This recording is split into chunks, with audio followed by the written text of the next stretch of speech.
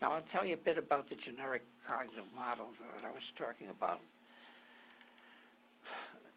I think you're kind of familiar with kind of the general idea is that there's usually a stimulus situation. The stimulus situation may be an external event, such as failure on an exam, or it may be an internal event like rapid heartbeat or stomach ache or headache or depression or bad mood.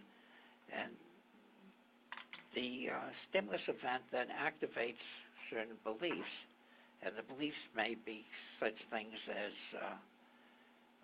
if I fail the test, it's the end of the world, or if I'm feeling depressed, I'm never going to get better. So that's the cognitive processing. This then leads to maladaptive behavior.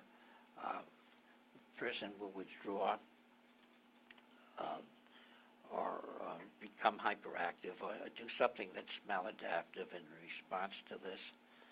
This then feeds back into the belief. So if the person becomes withdrawn, it feeds back into the belief, so I'm a failure, I can't do anything right, and so on. And their attention also is fixated on their symptoms. And the therapeutic technique then is to address the stimulus situation. If the person's an alcoholic, the stimulus situation is obvious. And so until the person is really better, you get them out of the stimulus situation as much as possible. You know how to modify the beliefs, and then you can deal with the attentional fixations and the maladaptive behavior.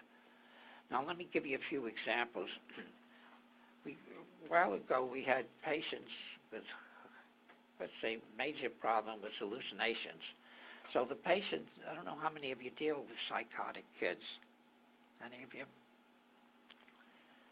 Okay, so they have hallucinatory experience, and what are their beliefs? According to our model, there must be some beliefs about the stimulus situation. The belief is that the voices are uncontrollable, that they're omnipotent, they're omniscient, they know what I'm thinking, they're omnipotent, that they control what I do, and they're uncontrollable in the sense I can't stop them. And so when we go on the therapeutic walk,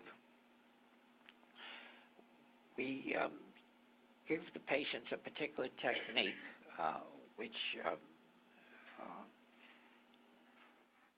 has to do with actually refocusing their attention. And so they're having the voices, and so we teach them this technique, which is a look, turn, look, point, name. So they're having a hallucination. You say, now look over to that building there and tell me what you see. And so they look, and then they have to point, and then they say, well, I see some people coming out of the doorway. And you say, what are they doing? What are they doing? They keep going. You say, well, they're chatting with one another. One of them has books under their arms. And then you say, now what happened to the voices while you were doing that? They say, well, the voices went away. So we teach them a variety of control techniques, and this then tends to alleviate the belief that the hallucination is uncontrollable. Then we might deal with the maladaptive behavior. The maladaptive behavior is, one, to start fighting the hallucinations, so we get them to stop fighting them. Or the maladaptive behavior is to go back home and hide under the bed, and then the hallucinations get worse. So you try to get them away from that avoidance behavior. So that's the way that's one of the ways we treat hallucinations, is we deal with the stimulus itself, with beliefs about the stimulus, the maladaptive behavior, and the attention that they pay to the hallucinations. So by getting them to divert their attention, they don't pay so much. They're not so focused on the hallucinations. Now, another syndrome that we deal with is, let's say, hypochondriasis. the person has a pain in the head, that's the stimulus. The belief is this pain is cancer, and then the maladaptive behavior is going for reassurance. So what we do is we stop them from going for reassurance. We might do a medical test if it's a bad headache, but we stop them from going for reassurance. We deal with the belief, and we get them more active and get them involved with other things to deal with the attention.